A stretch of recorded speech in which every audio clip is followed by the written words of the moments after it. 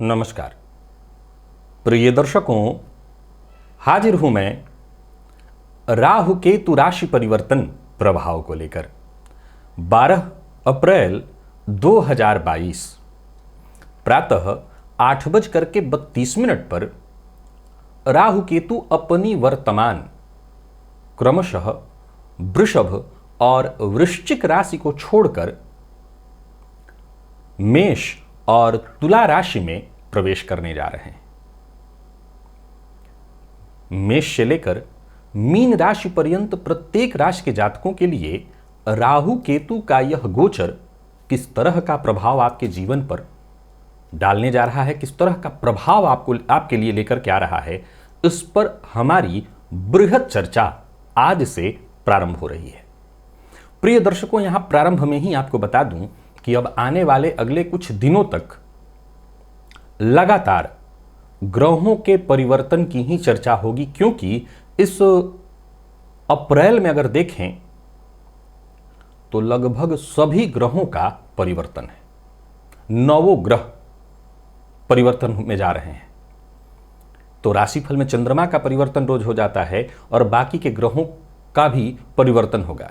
तो इस माह को, आने वाले अप्रैल माह को, तो आप राशि परिवर्तन के रूप में ही समझ लीजिए। तो आज से राहु की चर्चा हम प्रारंभ करते हैं। 30 अक्टूबर 2023 तक राहु और केतु क्रमशः मेष और तुला में संचरण करेंगे और इसके पश्चात फिर वो मीन राशि में राहु का प्रवेश होगा।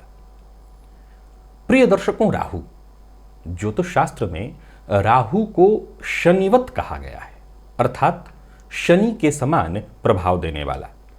तो शनि को क्या माना गया है? तो ज्योतिष शास्त्र ने शनि को काल पुरुष का विषाद माना है, दुख माना है। तो जाहिर सी बात है, शनिवत होने के कारण राहु भी पापक ग्रह हैं और सर्वाधिक पापक ग्रह हैं, बल्कि शनि से भी ज्यादा पापक ग्रह हैं राहु। अब ये राहु जब राशि परिवर्तन करेंगे तो वो किस तरह से प्रभावित करेंगे? अब यहां एक बात मैं प्रारंभ में ही बता दूं।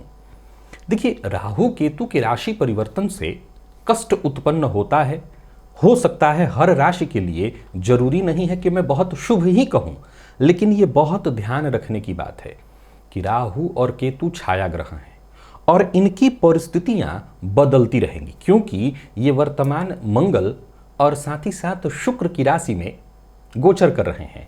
अब ये जो दोनों ग्रह हैं, मंगल और शुक्र, मंगल लगभग 45 दिन में एक राशि और शुक्र जो है 1 माह में एक राशि का भोग कर लेते हैं।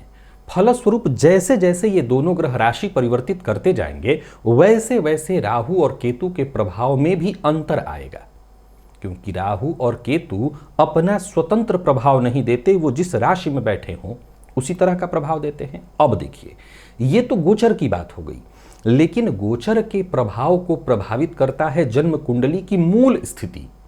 पहले तो आपकी जन्म कुंडली में राहु और केतु मूलतः किस स्थिति में है, ये सदैव ध्यान रखिए कि राहु और केतु जन्म कुंडली में जैसे तृतीय भाव में हो, जैसे षष्ठ में हो, जैसे दशम में, एकादश में, नवम के भी राहु को बहुत खराब नहीं कहा गया है। केंद्र के चारों घरों में राहु से परेशानी कुछ जरूर शुरू हो जाती है। जैसे लग्नगत कुंडली में अगर राहु हो तो भ्रम की स्थिति उत्पन्न करने लगते हैं, चिड़चिड़ापन, क्रोध, गुस्सा ला देते हैं। चतुर्थ में है तो घर में कलह लाते हैं, सप्तम में है तो दाम्पत्य में परेशानी लाते हैं। लेकिन इसके बावजूद ज्योतिष शास्त्र का एक तर्क क्या कहता है कि पापक ग्रह केंद्र में फिर भी बहुत अच्छा फल देते हैं। तो ये जरूर देख लेना होगा आपको कि आपकी जन्म कुंडली में राहु की स्थिति है कैसी, आपकी जन्म कुंडली में राहु किस अवस्था में है, किस राशि में बैठे हैं और जिस राशि में बैठे हैं उस के राशिपति की स्थिति कैसी है। यहां एक बात और बता दूं कि जब भी चर्चा मैं गुरु की करूंगा, जब भी चर्चा मैं राहु की करूंगा, जब भी चर्चा गोचर में मैं शनि की करूंगा, तो एक लाइन इंक्लूड करूंगा आपको समझने के लिए और समझाने के लिए, क्योंकि ये ग्रह विशेष हम पर प्रभाव देते हैं और इनका परिवर्तन लंबे समय के लिए होता है। तो मैं पहले ही बता देता हूं, यह राशिफल मैं आपको आपके लग्न और राशि दोनों के आधार पर बता रहा हूं और दोनों के ही आधार पर इसको आप मिलाइए। तर्क और तरीका क्या है, आप मेरे पुराने अगर दर्शक हैं तो जानते हैं कि अगर लग्न और राशि दोनों से अच्छा रहा है तो राहु की दशा बहुत अच्छी होगी। लग्न में और राशि में एक अच्छा और एक बुरा आ रहा है तो मध्यम फलदायी, और दोनों बुरा आ रहा है तो फिर ये कष्टदायी, वहां विशेष सावधानी की आवश्यकता है। जो मूलभूत बातें थी सभी राशियों के लिए थी, इसे आपने समझ लिया। अब मैं आपको बता दूं कि राहु केतु का यह गोचर लंबा है और सीधी सी बात है, इस पर बृहद चर्चा होगी। सो एक दिन में हम 3 राशियों की चर्चा करेंगे, मेष राशि, वृषभ राशि और मिथुन राशि। इन 3 राशियों की चर्चा आज होगी। बाकी की 3 राशियों की चर्चा ऐसे ही 4 दिन में इस गोचर को हम समझेंगे। चलिए चर्चा प्रारंभ करते हैं और सबसे पहले जान लेते हैं मेष राशि, जिनकी राशि पर ही राहु का और तुला राशि पर केतु का संचरण होने जा रहा है। मेष राशि कैसी राशि है ये? तो ये मंगल की मूल त्रिकोण राशि है। सूर्य इसी राशि में आकर के उच्चके होते हैं। तो देखिए, जहां पर ग्रहों के राजा उच्चके होते हैं वहां पर कोई ग्रह गोचर में आकर के बुरा प्रभाव नहीं दे सकता। यह बात सदैव ध्यान रखना है कि जहां ग्रहों के राजा को उच्चता मिलती है वहां आकर के कोई अपना दुष्प्रभाव तो नहीं फैला सकता। लेकिन मेष राशि चूंकि मंगल की राशि है और यहां राहु की अगर हम बात करें तो ये मंगल के मित्र नहीं है, सो ये मित्र राशि में तो गोचर कर नहीं रहे हैं। सो राहु जब मेष राशि में जब गोचर प्रारंभ करेंगे, अर्थात आप मेष लग्न अथवा मेष राशि के हैं, तो सीधी सी बात है इनका अपना जो स्वभाव और प्रभाव है आपके व्यक्तित्व पर पड़ेगा। तो मेष लग्न और राशि में 50-50% अगर हम मान लें तो उग्रता, क्रोध का समावेश होता है। राहु अगर भ्रम है तो ये इसमें वृद्धि का काम करेगा। आपके क्रोध में, आपके गुस्से में थोड़ी वृद्धि हो जाएगी। पिछले दिनों मैंने एक कार्यक्रम बताया था, सावधानियां बताई थी। कुछ लोगों को तो बिल्कुल समझ में आया था, कुछ लोग समझ नहीं पाए थे। उन्होंने कहा केवल आप बुराइयां बता रहे हैं, कुछ अच्छा देगा ही नहीं। मैंने साफ शब्दों में कहा मैं केवल सावधानी बता रहा हूं। तो राहु आपके लिए अगर देखा जाए तो आपके व्यक्तित्व में क्रोध भरेंगे। लेकिन चूंकि ये ग्रहों मूल त्रिकोण राशि मंगल की है जो पराक्रम के कारक हैं, यहां पर राहु के आने के कारण समाज में कहीं ना कहीं आपके ज्ञान, आपकी बुद्धिमत्ता, आपके विवेक, विशेष करके अगर आप राजनीति से या सामाजिक कार्य से जुड़े हैं तो आपकी गतिविधि और तीव्र हो जाएगी, आपका पद और कद बढ़ेगा। ये जरूरी है, ये संभव है कि आपके पीठ पीछे आपकी बुराई भी की जाएगी।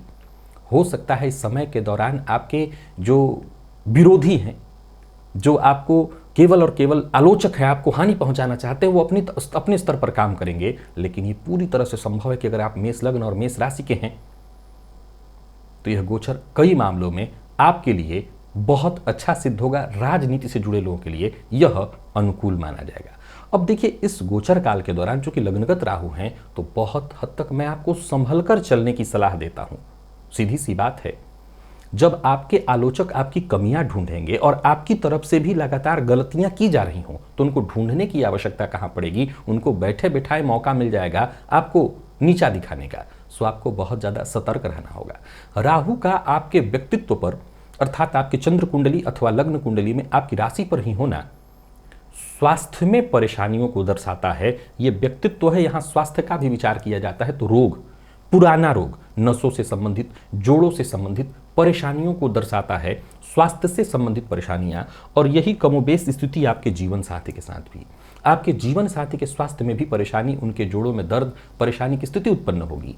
आपके व्यापारिक पार्टनर के साथ भी कुछ तू मैं मतभेद की स्थिति हो सकती है। स्वास्थ्य के मामले में लापरवाही मत करिएगा। अपने मामले में भी, अपने जीवन साथी के मामले में भी तनिक भी परेशानी है तो एक बार लापरवाही बरतने की जगह चिकित्सक की परामर्श तो आप ले ही लीजिए। परंतु जैसा मैंने कहा कि अगर हम बात करें आपके ज्ञान की, आपके बुद्धिमत्ता की, आपके जुगाड़ू प्रवृत्ति की, आपके दिमाग की, तो वो कहीं ना कहीं जागृत रहेगा। यहां एक बात ध्यान रखिए कि अगर आप मेष लग्न और मेष राशि के हैं तो एक मूल बात और याद रखिएगा, जल्दबाजी में कोई निर्णय मत लीजिए। जो भी निर्णय लीजिए बहुत सोच समझ करके आपको लेना है, जल्दबाजी नहीं करना। अगर जल्दबाजी में कोई निर्णय नहीं करते हैं तो भी आपको कोई दिक्कत नहीं आएगी। राहु की 5वीं दृष्टि आपके ज्ञान, राहु की 7वीं दृष्टि सप्तम और राहु की 9वीं दृष्टि आपके भाग्य पर पड़ेगी। ठीक इसके सामने केतु भी परिवर्तित हो रहे हैं। इनकी दृष्टि लाभ पर, इनकी दृष्टि व्यक्तित्व पर और इनकी दृष्टि पराक्रम पर पड़ेगी। अब राहु और केतु की गणना जो होती है वो अलग अलग नहीं होती, वो एक साथ ही होती है।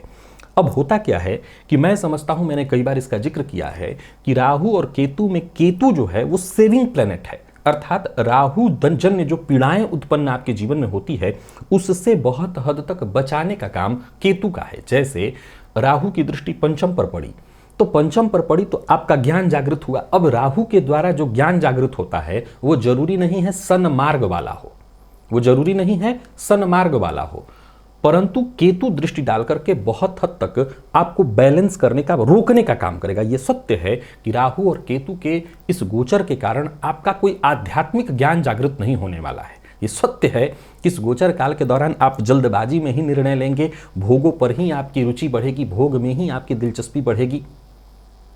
ये न केन प्रकारेण कहां से लाभ उठाना है, इसी बात में आपकी रुचि बढ़ेगी। सामने वाले को दबा करके भी अपना हित सिद्ध करना आप ऐसा ही करेंगे, और इसमें बहुत हद तक राहु तो सपोर्ट करेंगे ही, क्योंकि वो भाग्य पर दृष्टि डाल रहे हैं और भाग्य का साथ आपको मिलेगा, जिसके चलते आपके काम बनेंगे, परंतु परेशानियां भी होंगी, क्योंकि केतु लाभ पर दृष्टि डाल करके लाभ लाएंगे और पराक्रम पर दृष्टि डाल करके पराक्रम में भी आपकी वृद्धि होगी, जिसके चलते आपका काम बनेगा। लेकिन चूंकि जब आप धर्म से विमुख होते हैं तो आपको कहीं ना कहीं नुकसान होता है। पहले तो पिता के साथ संबंध में परेशानी उत्पन्न होने लगना, अब पिता के साथ अर्थात आपकी आत्मा के साथ, आप जिसकी आत्मा है उनके साथ जब संबंध खराब होगा तो कहीं ना कहीं ये बात आपके जीवन में भी उतरेगा, यानी संतान के साथ भी आपके संबंध में थोड़ी परेशानी आएगी। जीवन साथी के साथ भी कलह, मतभेद, जीवन साथी के स्वास्थ्य में परेशानी की स्थिति उत्पन्न होने वाली है। यही बात अगर हम विद्यार्थियों की करें तो विद्यार्थियों के मन में भी नाना प्रकार का भ्रम, हमेशा ये विचार मन में उत्पन्न होगा कि कम से कम, ये बात कर रहा हूं मेष लग्न और मेष राशि, कि कम से कम पढ़ करके मैं ज्यादा सफल कैसे हो जाऊं, यानी शॉर्टकट में सफलता की तरफ विद्यार्थी भागेंगे इस गोचर काल के दौरान, इस गोचर के कारण जो मेष लग्न और मेष राशि के हैं। प्रेम संबंध में भ्रम, प्रेम संबंध में मतभेद, दाम्पत्य से संबंध बन रहा है सो जीवन साथी से भी मतभेद होगा और संभव है कि प्रेम के कारण दाम्पत्य जीवन में भी परेशानी आए। सभी मेष लग्न और राशि के जातकों को समझाना चाहता हूं, धर्म के मार्ग पर चलते रहिएगा, धर्म पथ से विमुख मत होइएगा और धार्मिक कृत्य करते रहे तो जो आपके जीवन काल में इनकम होने वाली है, आय की स्थिति बनने वाली है, आपका जो पराक्रम होगा वो कम से कम गलत मार्ग पर नहीं होगा, आप सन्मार्ग पर ही चलेंगे। एक और बात, इस गोचर काल के दौरान कुछ ऐसी परिस्थितियां भी उत्पन्न होंगी जो आपसे बुरा और गलत कार्य करने के लिए आपको उकसाए। समाज में इसके चलते आपकी छवि खराब हो सकती है। मैंने क्या कहा था कि निसंदेह आपके आलोचकों को तो यही लगा रहेगा कि कब आप गलती करें और आपकी गलती से आपको वो हानि पहुंचा दें। आपको एक बात का ख्याल रखना है कि ऐसा कोई कार्य ही मत करिए जिससे आपके आलोचक मौका पा जाएं और आपको बदनाम कर दें। मेष राशि के जातकों को मैं पूरी तरह से बता देना चाहता हूं, यह गोचर आपके लिए कई मामलों में बहुत अच्छा है। बस कुछ जिन चीज़ों को मैंने सावधान रहने के, जिन मामलों में सावधानी आपको बताई है वहां सावधानी बरतिएगा, धर्म के पथ पर चलते रहिएगा, धन भी आएगा, भाग्य की वृद्धि भी होगी, पिता का सम्मान करते रहेंगे तो समाज में आपका वर्चस्व, मान सम्मान बढ़ता रहेगा। उनके कही बात, जो आपके शुभ चिंतक है उनकी कही बातों को मानते रहिएगा और जीवन साथी के स्वास्थ्य का भी ख्याल रखिएगा तो यह गोचर आपके लिए बढ़िया होगा। बाकी उपाय सबसे आखिरी, जब मैं मीन राशि की चर्चा करूंगा तो वहीं पर एक बार सबके लिए उपाय बता दूंगा। वृषभ राशि, 12 अप्रैल 2022 इस वर्ष का बहुत बड़ा गोचर में परिवर्तन राहु और केतु के रूप में देखा जाए तो वर्तमान समय में राहु और केतु वृषभ और वृश्चिक पर ही गोचर कर रहे हैं, परिवर्तित होंगे और परिवर्तित होकर के मेष और तुला में इनका गोचर प्रारंभ हो जाएगा। देखा जाए तो वृषभ राशि में जब तक थे, वृषभ राशि वालों के लिए ठीक था क्योंकि वृषभ राशि में राहु उच्च के होते हैं, लेकिन अब यहां पर अगर देखा जाए तो राहु और केतु का वृषभ लग्न और राशि, मैं दोनों के लिए यह गोचर बता रहा हूं। इस बात को ध्यान से आप समझ लीजिए कि लग्न और राशि, राशि की चर्चा करें तो आपकी चंद्र राशि, तो राहु का आपकी राशि से 12वें और केतु का आपकी राशि से 6ठ में गोचर करना कोई बहुत अच्छा नहीं कहा जाएगा। क्यों? क्योंकि सबसे पहले अगर हम केतु की बात करें तो 6ठ का केतु नजर लगना, 6ठ का केतु स्वास्थ्य से संबंधित परेशानियों का देना, स्वास्थ्य में भ्रामक रोगों का उत्पन्न होना, बनता काम अंत में बिगड़ जाए ऐसी स्थिति उत्पन्न कराने वाला बन जाता है। और 12वें का राहु कोर्ट कचहरी से संबंधित परेशानियों का देना, व्ययाधिक्य कराना। अब व्ययाधिक्य समस्या नहीं है, परंतु बेवजह की परेशानियां उत्पन्न हो और उस पर आपका धन बर्बाद होने लगना। व्यय और व्यर्थ का व्यय, यहां व्यर्थ के व्यय की स्थिति उत्पन्न हो जाती है।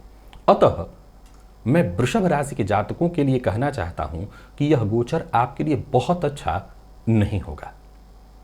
कहीं ना कहीं आपके लिए बेवजह खर्च की वृद्धि, यात्रा के दौरान आपको परेशानी। हालांकि एक बात तय है कि विदेश इत्यादि की यात्रा अगर आप करते हैं अथवा आप भारतीय हैं और विदेश में निवास कर रहे हैं तो वहां पर इस राहु का प्रभाव, क्योंकि पाश्चात्य देशों में होने के कारण व्यय वहां भी होगा। वहां आप अपने शौक पर, अपने खुशियों पर खर्च करेंगे, लेकिन फिर भी यह गोचर ठीक वहां के लिए मैं मानता हूं। परंतु जो लोग भारत में निवास कर रहे हैं और भारतीय दृष्टिकोण से अगर देखें तो यह राहु आपके, चाहे वो पारिवारिक जीवन हो, चाहे वो आपके कार्यक्षेत्र की स्थिति, हर जगह पर कष्ट और परेशानी उत्पन्न करेगा। राहु की 5वीं दृष्टि आपके चतुर्थ भाव पर, राहु की 7वीं दृष्टि षष्ठ और राहु की 9वीं दृष्टि अष्टम पर होगी। केतु की बात करूं तो ये कर्म भाव को देखेंगे, साथ ही साथ आपके 12वें और फिर आपके धन भाव को देखेंगे। अब धन भाव पर केतु की दृष्टि पड़ेगी। राहु ऑलरेडी व्यय में बैठकर संचित धन का नाश करने वाले होंगे। यह समय जीवन में भारी उतार चढ़ाव की स्थिति को दर्शा रहा है। घर में कलह, माता के स्वास्थ्य से संबंधित परेशानियों का होना, माता के स्वास्थ्य में कष्ट आना, इस तरह की स्थिति साफ साफ दिखाई पड़ रही है। आपको अपने भी स्वास्थ्य का ख्याल रखना है, अपने माता पिता विशेषकर माता के स्वास्थ्य का विशेष रूप से ख्याल रखना है। घर में अगर बड़े बुजुर्ग हैं तो उनके स्वभाव में परिवर्तन साफ साफ देखा जा सकता है। बात बात पर गुस्सा आना, बात बात पर उनका क्रोधी हो जाना, चिड़चिड़ा हो जाना, कई तरह का रोग उनको शरीर में पकड़ सकता है। इस गोचर काल के दौरान कोई संपत्ति आप खरीद रहे हैं तो बहुत सोच समझ करके आपको संपत्ति क्रय करनी होगी। बहुत हद तक संभावना है कि संपत्ति क्रय करने के पश्चात उसमें किसी न किसी कानूनी अड़चन में आप फंस जाएं। इस गोचर काल के दौरान सबसे ज्यादा जो जरूरी है वो है आपका गैर कानूनी कामों से दूर रहना। अन्यथा 12वें का राहु जेल यात्रा कराता है, 12वें का राहु कारावास की स्थिति उत्पन्न कर देता है। सो आपको बहुत ज्यादा सोच समझ करके निर्णय लेना होगा। अब मैं वृषभ राशि के जातकों को एक और बात पहले तो बता दूं कि कार्य क्षेत्र में भी अगर देखा जाए तो कहीं ना कहीं यह गोचर, चूंकि केतु की दृष्टि आपके कर्म भाव पर पड़ेगी, सो कार्य क्षेत्र में भी नाना प्रकार की अड़चनें, परेशानियां, चुनौतियां, हर दिन ऐसी स्थिति उत्पन्न होगी कि आपको परेशान किया जाए, आपके साथ राजनीति की जाए, धोखे का शिकार आपको बना लिया जाए, कार्य करें आप, मेहनत करें आप, क्रेडिट किसी और को दे दिया जाए। यानी कुल मिलाकर के कार्य क्षेत्र में भी नाना प्रकार की रुकावटें, परेशानियां आपको देखने को मिलेंगी। जो सीनियर्स हैं वो भी आपके काम को बिगाड़ने का ही काम करेंगे, वो ऐसी स्थिति उत्पन्न करेंगे कि आपका काम बिगड़ जाए। घबराना नहीं है, अपना काम ज्यादा से ज्यादा ठीक ढंग से करिए। अब समझिए इस बात को। आमतौर पर देखा जाए तो अगर आपने राहु और केतु के इस गोचर के बारे में, अगर आप वृषभ के हैं तो आपने जो सुना उससे एक बात तो तय हुआ कि यह गोचर आपके लिए पीड़ा प्रदायक, कष्ट प्रदायक है। अब ये कष्ट होगा कब? पहले तो आप अपनी चंद्र राशि को देखिए। अगर आप चंद्र राशि से भी वृषभ के ही हैं और लग्न भी आपका वृषभ है, इसके पश्चात अगर जन्म कुंडली में भी कोई बुरी स्थिति है तब तो आप पूरी तरह सतर्क हो जाइए। यह गोचर आपकी कड़ी परीक्षा लेने वाला है। यह कड़ी परीक्षा लेगा, आप बच नहीं पाएंगे, परेशानी आएगी। लेकिन अगर आपकी राशि कोई और है, लग्न कोई और, अर्थात वृषभ राशि के हैं लेकिन लग्न कोई और है, आप लग्न आपका कोई और है, राशि आपकी वृषभ है, तो 50% ये प्रभाव आपको मिल रहा है। अगर जन्म कुंडली में ग्रह स्थिति बहुत खराब नहीं, विशेषकर राहु की प्लेसमेंट कोई बहुत खराब नहीं है, राहु जिस राशि में बैठा है, राहु अधिष्ठित राशि का राशिपति अगर अच्छी स्थिति में है तो आपको विशेष चिंता की आवश्यकता नहीं है। फिर आप चुनौतियों का हिम्मत से सामना करेंगे और निसंदेह मानसिक तनाव, परेशानी के बावजूद इस गोचर से कहीं ना कहीं लाभ लेंगे। आइए समझिए इस बात को। व्यय किसके जीवन में नहीं है? हर किसी के जीवन में है। व्यय परेशानी का कारण तब बन जाता है जब व्यर्थ का होने लगे। जैसे आज सुबह तक सब कुछ ठीक था, शाम होते होते कोई ऐसी गलती आपसे हो गई, कुछ आपने ऐसा कर दिया कि पुलिस दरवाजे तक पहुंच गई, तो ये गलती हुई। यानी हम बैठे बिठाए समस्या को गले लगा रहे हैं, समस्या मोल ले रहे हैं। ये इस तरह की आकस्मिक परेशानियां आने लगती हैं। अन्यथा देखा जाए तो 12वें के राहु को अगर हम समझें तो कुछ बातों का ख्याल, सबसे पहले तो एक और बात यहां बता दूं, विद्यार्थी वर्ग छूट रहे हैं और व्यापारी वर्ग। विद्यार्थियों के लिए यह गोचर कोई विशेष कष्ट देने वाला नहीं है, पढ़ाई में आपका मन लगेगा और जो लोग विदेश में रह करके शिक्षा ग्रहण करें उनके लिए ठीक है। व्यापारी वर्ग के लिए थोड़ी परेशानी का है। इस गोचर काल के दौरान छोटी मोटी परेशानियां तो निरंतर ही आती रहेंगी। व्यापार में कष्ट, व्यापारिक पार्टनर के साथ मतभेद, व्यापार में अर्थ को लेकर के भी परेशान होना पड़ेगा, कोई ना कोई कानूनी अड़चन भी आए, यानी व्यापारियों के लिए यहां पर थोड़ी सी परेशानी है। तो विद्यार्थी ठीक है, प्रेमियों के लिए भी ठीक है, दाम्पत्य जीवन भी ठीक ठाक है लगभग। हां, जीवन साथी के स्वास्थ्य का जरूर ख्याल रखिएगा। सभी वृषभ लग्न और वृषभ राशि के जातक इस गोचर के काल के दौरान कुछ मूलभूत बातों का ख्याल रखें। राहु को ज्योतिष शास्त्र में केतु के साथ भ्रम का कारक कहा गया है। तो सबसे पहले तो स्वास्थ्य में अगर कोई तनिक भी कमजोरी या कहीं भी दिक्कत दिखाई पड़ रही हो, उसको हल्के में मत लीजिए, डॉक्टर के संपर्क में रहिए। एक दूसरा, 12वें का राहु आपको कोर्ट कचहरी या किसी न किसी तरह से फंसाएगा, तो आप गैर कानूनी काम करने से बचिए, गलत कार्यों से दूरी बनाइए। आगे, ये राहु आपको पीड़ित करेगा तो कैसे करेगा? तो आपके घर में गृह कलह की स्थिति उत्पन्न करा करके घर में गृह कलह होने लगेगा, माता के साथ चिड़चिड़ापन, आपका व्यवहार खराब होगा, पिता के साथ संबंध आपके खराब होंगे, माता पिता दोनों के साथ स्थिति ऐसी उत्पन्न आप कर सकते हैं जिससे घर का माहौल खराब हो। तो आपको यहां सतर्क रहना है और उनका अपमान नहीं करना, उनकी कही बातों पर विचार करना है। राहु केतु का यहां से संबंध दोस्तों से, राजनीति में है तो जनता से धोखा दिला देता है आपको, यानी जिन लोगों पर आपको भरोसा हो वही आपके पीठ पीछे नुकसान करने का रास्ता बनाते हैं। तो सतर्क रहिए, विश्वास प्रतीत कराइए कि सब पर है, परंतु विश्वास खुद के अलावा किसी पर मत करिए। आप अपने माता पिता पर भरोसा कर सकते हैं, बाकी बाहरी किसी पर भरोसा मत करिए। आंखें खुली रखिए, अपनी कोई गुप्त बात किसी से शेयर मत करिए, आप बचे रहेंगे। यहां राहु की दृष्टि नौकर चाकरों से भी कहीं ना कहीं धोखा दिलाता है। तो आप सबको सम्मान दीजिए, सबको सबका हक दीजिए, परंतु सतर्क और सावधान सबसे रहिए। विशेषकर आपकी कोई गुप्त बात उनको पता चलती है तभी आप मुसीबत में आएंगे, तो आपको यहां पर सजग होना चाहिए। राहु केतु का यह संबंध दुर्घटना का विशेष कारण उत्पन्न करता है, जिसमें चोट चपेट, एक्सीडेंट की प्रबल संभावना बन जाती है। अब अगर आप जानबूझ के वाहन पर स्टंट करें तो दुर्घटना से आपको कौन बचाएगा? वाहन चलाते समय सावधानी बरतिए। अब सवाल उठता है, हम सावधानी बरत रहे थे, कोई और मार गया। ठीक है, जब ग्रह स्थिति खराब हो तो ऐसा होता है, सावधानी अपनी तरफ से बरतिए, बाकी आप किसी तरह की परेशानी में न पड़े, किसी तरह की विशेष दुर्घटना का आप शिकार न हो। इसके लिए मैं आने वाले दिनों में जब मीन राशि का राशिफल बताऊंगा तो वहां विधिवत उपाय बता दूंगा, उन उपायों का आप पालन करिएगा। केतु का संबंध द्वितीय धन भाव से है। द्वितीय भाव आपका संचित धन है, आपकी पैतृक संपदा है। ये गोचर आपके लिए ठीक नहीं है। सो 2-3 बातें यहां ये भी उत्पन्न हो सकती हैं कि पैतृक संपत्ति को लेकर के विवाद हो जाए, पैतृक संपत्ति को लेकर के कुटुंब के मध्य मतभेद की स्थिति उत्पन्न हो जाए। इस बात की स्थिति भी उत्पन्न हो सकती है कि आपके द्वारा गलत निर्णय हो और आपका संचित जो धन है वो बर्बाद हो जाए, पैतृक संपत्ति बिकने की नौबत आ जाए। ध्यान रखिए, ये सब तभी होगा जब आपके द्वारा जल्दबाजी में गलत निर्णय किया जाएगा। ये राहु मेष राशि में संचरण कर रहे हैं, मेष राशि के स्वामी मंगल हैं। जल्दबाजी जहां किए वहां नुकसान होगा। केतु शुक्र की राशि में है, स्त्रियों का सम्मान करिए, स्त्रियों के प्रति अपनी जो भावना है उसमें दुर्भावना का कहीं भी समावेश मत होने दीजिए। कोई भी गलत गैर कानूनी काम से बचिए। ये गलत काम हर मामले में, जीवन के हर क्षेत्र में, अन्यथा कुछ स्वास्थ्य से संबंधित भी परेशानियों से आप पीड़ित हो सकते हैं। तो वृषभ राशि के जातकों को जहां जहां मैंने सावधान किया है, एक बात तो गांठ बांध लीजिए कि सावधानी में ही आपकी सुरक्षा है। सावधान रहेंगे, कोई समस्या आपके जीवन काल में नहीं आएगी। मीन राशि का जब राशिफल बताऊंगा तब वहां पर मैं आपको उपाय भी बता दूंगा। मिथुन लग्न और मिथुन राशि के जातकों के लिए 12 अप्रैल 2022 से राहु और केतु का गोचर किस तरह का प्रभाव लेकर के आ रहा है, आइए अब जान लेते हैं। सबसे पहले तो बता दूं, मैंने जैसा कहा लग्न और राशि दोनों के लिए, आप अपने लग्न और राशि दोनों से इस गोचर को देखिए। मिथुन राशि के जातकों को वर्तमान समय में शनिदेव की ढैया है। वैसे तो ये ढैया समाप्त हो जानी चाहिए थी इसी अप्रैल में, लेकिन शनिदेव के पुनः वक्र हो जाने के कारण जनवरी 23 में जाकर के आप शनि की ढैया से पूर्णतः मुक्ति पाएंगे। राहु और केतु, विशेषकर राहु की अगर हम बात करें तो सर्वाधिक पापग्रह इनको कहा गया है। गोचर में इनका परिवर्तन आपके लग्न अथवा राशि से लाभ भाव में होने जा रहा है।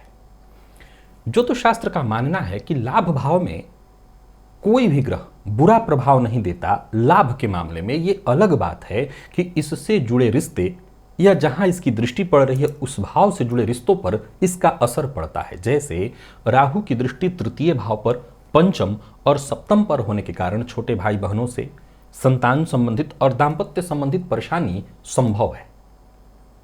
वहीं राहु के लाभ में होने से बड़े भाइयों से भी संबंध में परेशानी आ सकती है। लेकिन अगर मूलभूत आर्थिक स्थिति की चर्चा करें तो गोचर में राहु का लाभ भाव में गोचर करना यह अत्यंत श्रेष्ठ माना गया है। यानी मिथुन राशि वो राशि है जिसके लिए सर्वाधिक श्रेष्ठतम और लाभ प्रदान करने वाला है यह गोचर।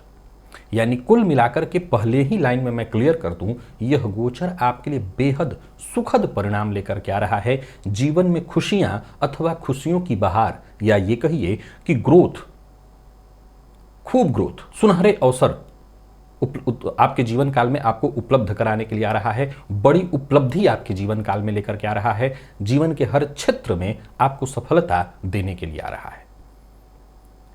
आप ये जितनी भी सफलताएं मेरे मुंह से सुन रहे हैं, ये आपके अपने पर्सनल जीवन का, आपके कार्यक्षेत्र, आप नौकरी पेशा है, व्यापारी हैं, मैं वहां की चर्चा कर रहा हूं। परेशानी कहां है? परेशानी रिश्तों में है। प्रेमी हैं आप, प्रेम संबंध में है, मतभेद उत्पन्न हो जाएगा। गलतफहमी, राहु केतु का काम क्या है? गलतफहमी उत्पन्न करना हो जाएगा, संशय उत्पन्न होगा। यही कमोबेश स्थिति दाम्पत्य में उत्पन्न होने वाला है। बच्चे हैं आपके, तो बच्चों की शिक्षा को लेकर के आप टेंशन में आएंगे। बच्चों के स्वभाव को लेकर के, उनके चिड़चिड़े, उनके जिद्दी, उनके गुस्सैल स्वभाव को लेकर के आप परेशान होंगे। राहु की दृष्टि तृतीय पराक्रम भाव पर होने के कारण इस गोचर काल के दौरान आप खूब परिश्रम करेंगे। कई बार जीवन में हम परिश्रम जब करते हैं तो हमारे रिश्ते वैसे भी हमसे दूर हो जाते हैं या छूट जाते हैं। हम जब अपने काम में बहुत ज्यादा व्यस्त हो जाते हैं तो रिश्तों पर हमारा ध्यान कम हो जाता है। तो सीधी सी बात है कि उस अवस्था में रिश्तों में परेशानी तो आएगी ही आएगी। अगर आमतौर पर, जरूरी नहीं कि हर घर में लड़ाई ही हो। सप्तम भाव पर राहु की दृष्टि जरूरी नहीं है कि हर मिथुन राशि और मिथुन लग्न वालों के घर में कलह ही कराए। हो सकता है आप अपने जीवन साथी से दूर रहें। जरूरी नहीं कि बच्चों को लेकर के चिंतित कराए। हो सकता है आप दूर रहें और बाहर रह करके आपको बच्चों को लेकर के चिंता हो, अथवा यह भी संभव है कि आपके दूर रहने के कारण बच्चे बिगड़ रहे हों।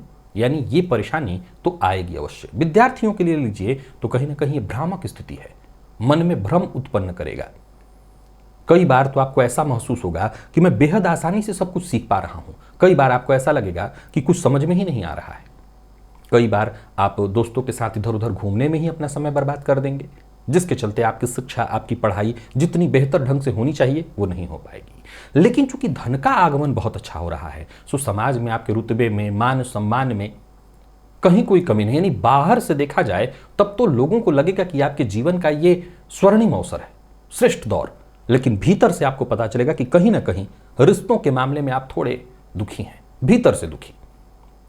विद्यार्थियों को इस गोचर काल के दौरान सीनियर से सहयोग लेना होगा, रिश्तों का विशेष ख्याल रखना होगा, उन्हें बेहतर बनाने का प्रयत्न करना होगा।